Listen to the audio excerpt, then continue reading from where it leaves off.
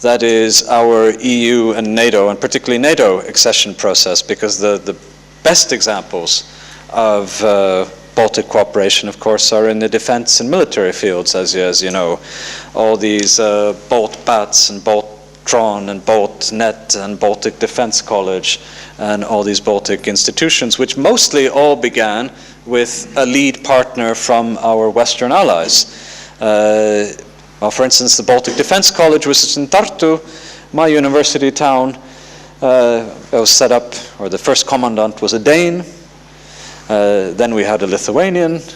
Now we have a Latvian, and finally we'll have the first Estonian commandant. I must say I'm a little bit worried about having an Estonian commandant.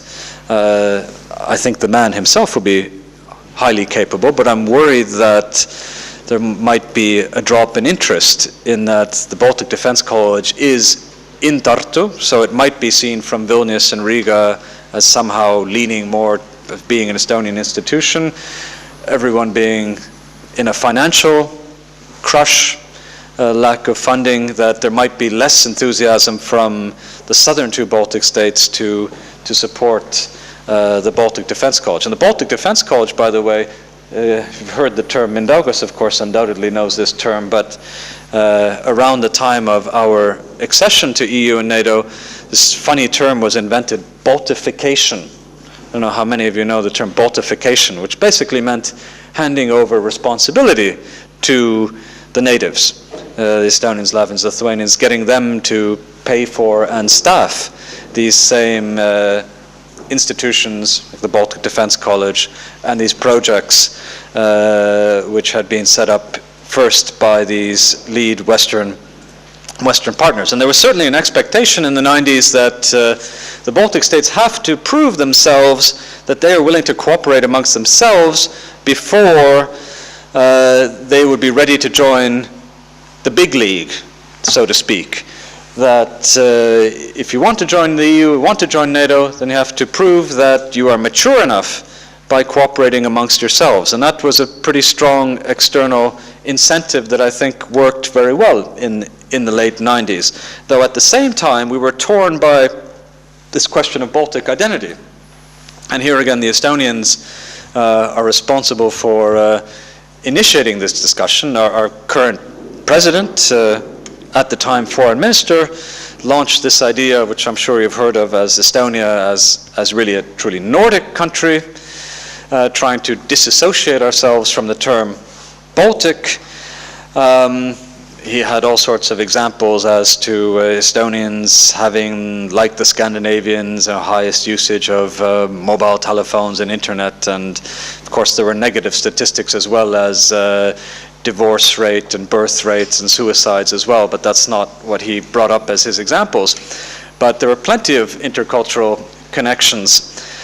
But I think there was a clear political agenda at that time, because as you recall, in '97, Estonia was the only one of the Baltic states that was invited to begin accession negotiations with the EU, and Latvia and Lithuania were left behind the door temporarily.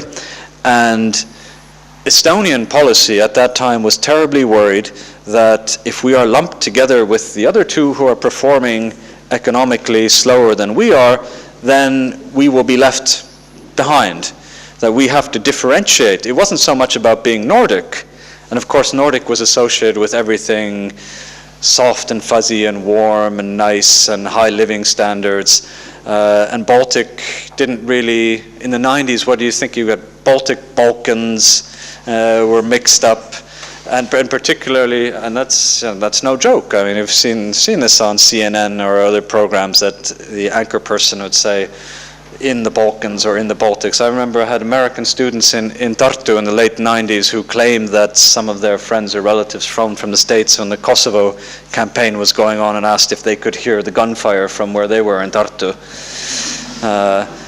But I would urge everyone to refrain from using the term Baltics, that if you can use Baltic countries or Baltic states, but Baltics particularly has that connotation. And so the Balkans were a site of conflict and civil war and ethnic cleansing, so that was also part of Ilves's agenda, to get away from the term Baltic, which didn't have so much positive substance. But I think it was also beneficial for the rest of us as well, for Latvia and Estonia, because it is important to make a distinction and differentiation that we are individual countries. We're not the United States of the Baltic. Every country has their own identity and their own policy. And of course, as you know, at the same time that Estonia was pursuing this Nordic identity, Lithuania was rediscovering its Central European roots. And very much, it seems to me, the same logic, that we were positioning ourselves for early EU entry, and the Lithuanians were looking at earlier NATO entry. Lithuania had a stronger case for joining NATO than Estonia and Latvia at that time. Poland had already joined, so you had a land border with a NATO member. You were spending more on your defense budget. You were reforming quicker than we were in the military field. So Lithuania did have a strong case, and there was expectations that perhaps, and it seems ridiculous that looking back now, many of you probably don't remember this, but it was the serious conventional wisdom around the year 2000 was that there's no way that the EU and NATO can swallow all three Baltic states together. That's just too much to absorb. They hadn't invented the term absorption capacity, which is, I think, a rather negative term today. By the way, political scientists, there was Michael Emerson at CEPS just wrote a piece recently about, before we talk about absorption capacity, no one's actually defined what it is. And we should break it down into sort of sectoral aspects to sort of understand it before we start lobbing it around in the EU debate. But that's an aside. And of course, around 2000, people didn't expect the Big Bang enlargement. Each country was expected to join on its own merit whenever it was ready and prepared. But in the end, of course, politically, it seemed more acceptable that it became one package. And of course, what do you do? If Estonia is a Nordic country and Lithuania is a Central European country, then you're left with one genuine Baltic country, and that's Latvia. You can't leave it alone as the most vulnerable in the center. So we had to have one package. And then these days, of course, Baltic cooperation in the military field, of course, air policing is something that is very significant. I see that my good friend Mengdaudas has shown me that I've already spoken quite a while.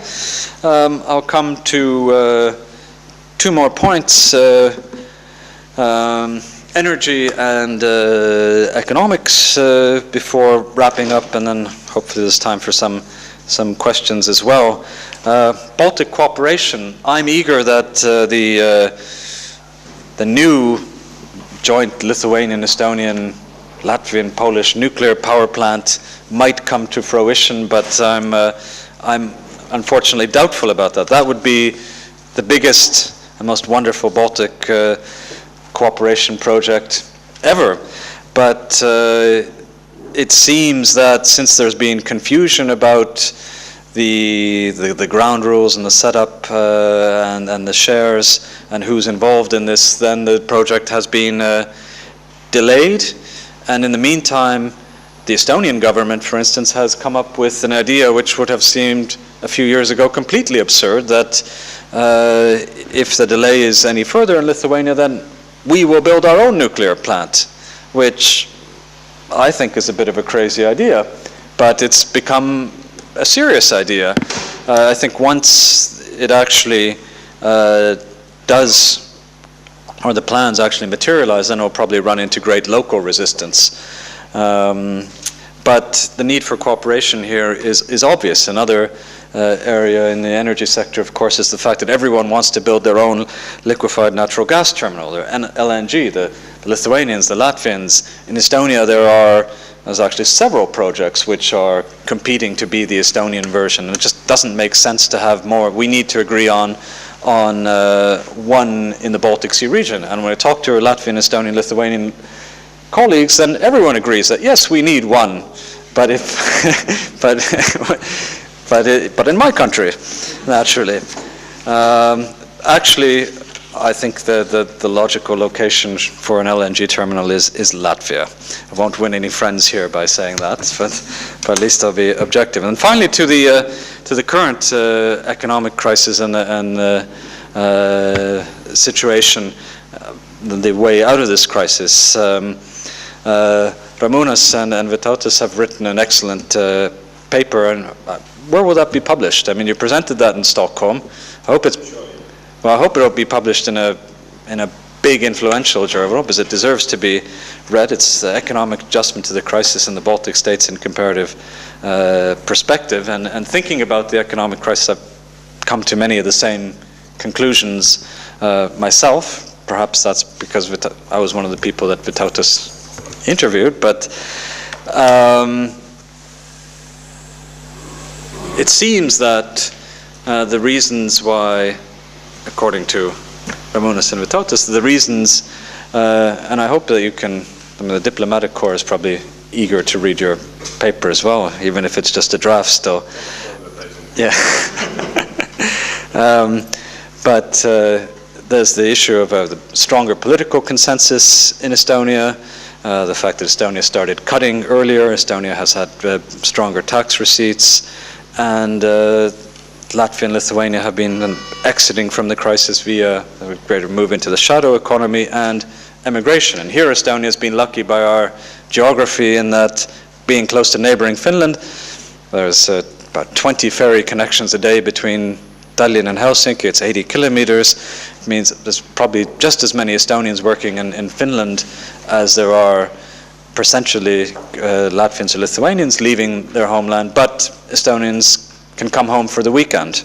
So, or there are Estonian companies which have actually set up in Finland, so they're not really away from home. And of course, then our government seized the opportunity of the crisis not to waste a good crisis by having the exit strategy of joining the euro, which in retrospect seems to have been a very courageous and brilliant move on the part of our Prime Minister, Ansip. But not to praise the Prime Minister too much, he was Prime Minister also in 2006, at the same time that Lithuania was attempting to get into the Eurozone for the first time, and Estonia was scheduled also to try at the same time, but we gave up, and Prime Minister Ansip at the time said, in 2006, if we have a choice between rapid economic growth or joining the euro, we will naturally choose rapid economic growth,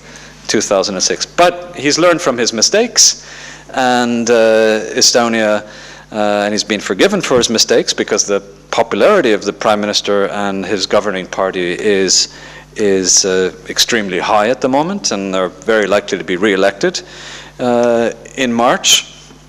So the final point to leave you with then is what joining the euro in January will mean for Baltic cooperation or Baltic solidarity, and will there be a greater divergence or convergence between our countries. And I think it depends if you're an optimist or a pessimist on this side. That the pessimist would obviously see in the short term there will be a divergence, that Estonia will obviously benefit from this. Estonia will be seen as a more stable country, and Estonia will thus attract more investment and positive ratings from international agencies.